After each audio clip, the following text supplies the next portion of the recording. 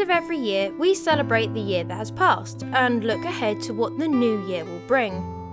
But why is it December 31st? Has it always been December 31st? And how has it been celebrated throughout the centuries? Hi, my name is Hannah and welcome to my history channel. If you're new here, make sure you subscribe, and if you enjoyed this video, make sure you like and share it with a friend. The earliest record we have of New Year's being celebrated was 4,000 years ago in ancient Babylon, in around 2000 BC in Mesopotamia. These celebrations occurred after the first new moon, following the vernal equinox, which would be at the end of March. A far cry from our end of December, beginning of January. They chose this day as it had an equal amount of sunlight and darkness, which for them would symbolise the start of a new year.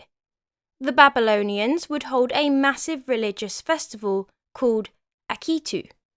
Akitu was the Sumerian word for barley, which would be harvest at this time of year.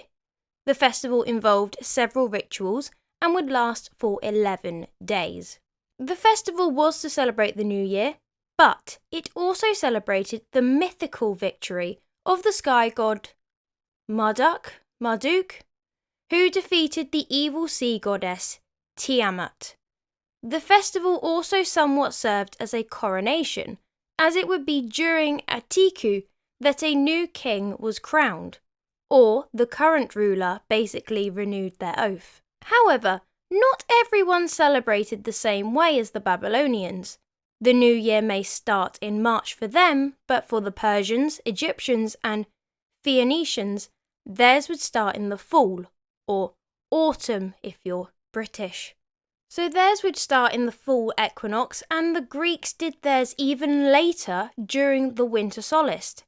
The difference in date is most likely due to agricultural differences or an astronomical event. Initially, the Romans marked the 1st of March as the new year or the beginning of the vernal equinox. There's a lot of equinoxes. The early Roman calendar only had 10 months, or 304 days. So they're missing like 61 days, which considering, it's ancient times, that ain't bad. This calendar system was created by Romulus, the founder of Rome. Yes, the one with the twin brother who was raised by wolves, that Romulus. In the 8th century. However, as it takes the Earth 365 days to orbit the Sun, and not 304, eventually over the centuries the early Roman calendar was now out of sync with the Sun, which actually, all things considered, 304 was a pretty good guess. So as a result, Roman Emperor Julius Caesar decided in 46 BC to consult with the best astronomers and mathematicians of his time, which led to the Julian calendar, which is close to our more modern Gregorian calendar that most countries still use today. Because it's Julius's calendar and he can do whatever he wants, he decided that January 1st should be the first day of the year. His reasoning behind this was that he wanted to honour Janus, the Roman god of beginnings and the namesake for January. Janus's two faces allowed him to look into the past and the future. Romans celebrated the new year by offering sacrifices to Janus and exchanged gifts with each other, a bit like Christmas. William the Conqueror had decreed that the 1st of January was the new year, but when England joined Christianity, it adopted the 25th of March as its new year, as that was the feast of the Annunciation. Speaking of Christmas, at one point in medieval Europe, the church changed New Year's Day to Christmas Day, as that had more religious significance, and the New Year's celebrations were seen as too pagan.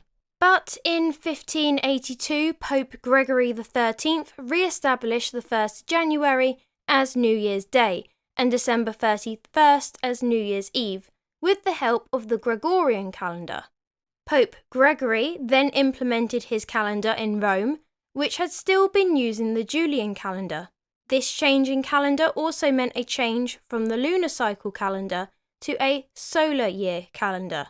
So days after the 4th of October 1582 would change to the 15th of October, meaning that people had just lost 11 days of their life in a blink of an eye. You what? Could you imagine if you were one of the people that was born on either October the 5th all the way up to October the 14th? I would have been well miffed. I would have missed my birthday. The cheek, the nerve, the gall, the audacity and the gumption. The Catholic Church was the first to follow this new calendar, but other European countries such as Germany, Denmark, Russia and Scotland took their sweet time about it. However, they were all on the same page by 1918. Something that has also held the test of time is traditions. Nowadays, a common tradition is watching fireworks and singing songs, including but not limited to the Auld Lang Syne, as well as making New Year's resolutions. We can thank the Babylonians again for this, as it is thought that they made promises in order to earn the favour of the gods and start the new year on the right foot. Their promises would be as relatable as paying off debts, or, not so relatable unless you're a farmer, returning borrowed farm equipment. The Americans have a very iconic tradition of watching a ball drop at midnight. This first took place in 1907 and has been dropped almost every year since. In its early days, the orb was 700 pounds, or 317.5 kg, and made out of iron and wood.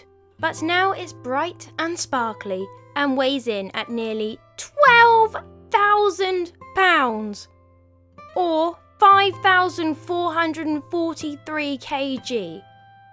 What? What, mate? That is insane! If you enjoyed this video, leave a like and subscribe, maybe even share this video to a friend. And if you loved this video, then why not leave a super thanks? No matter how you celebrate the new year, as always, I hope you have a wonderful day.